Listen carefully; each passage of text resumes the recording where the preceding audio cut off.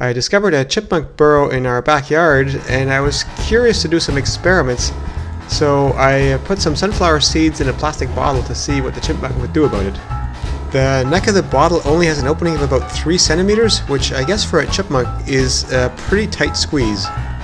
But it managed to make it in there eventually. Next I stood the bottle on its end, and I also put a few rocks in the bottle to help stabilize it and make it more difficult to get at the seeds. I spilled a few seeds, so the chipmunk's going for those ones first, of course. Now, how to get in there from that tiny perch?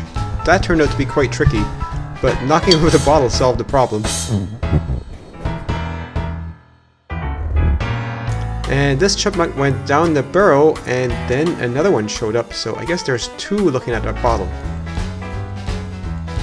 And here's another visitor looking for more seeds. My first experiment I just spread them on the ground, but birds got all of them before the chipmunks came.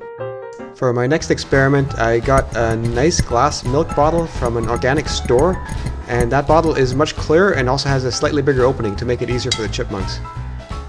I wanted to set it up so that the bottle would tip over when the chipmunk was in the bottle, but the bottle's center of gravity wasn't quite right for that, so I added a rock to shift that so I could have more overhang on the end.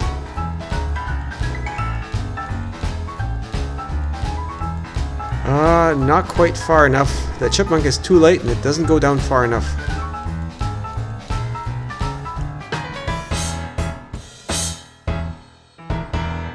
Come on, tip already, will you?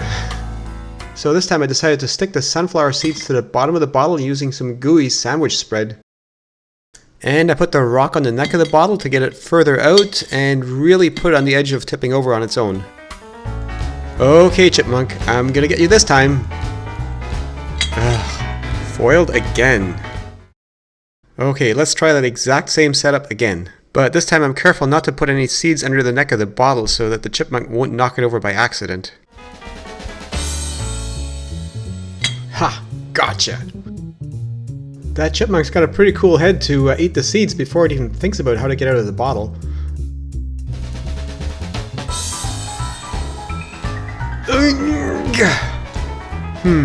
Now what to do?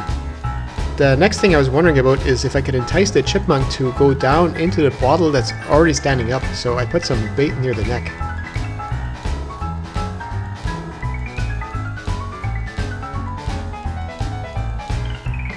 I guess the angle here is not quite right to get in there from the top.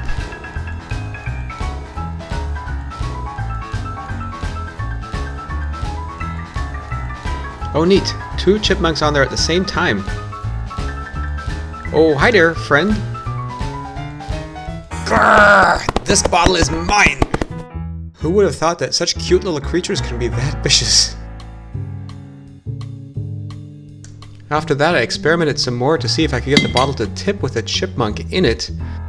I figure if the bottle could be made to tip against something solid, then that could be used to actually trap the chipmunk.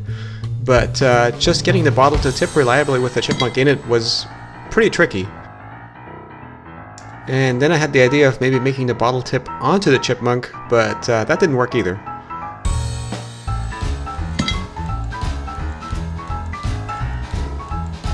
And after that I set up just a fun little challenge, just to see how the chipmunk would deal with it. I think there's lots more room for experiments.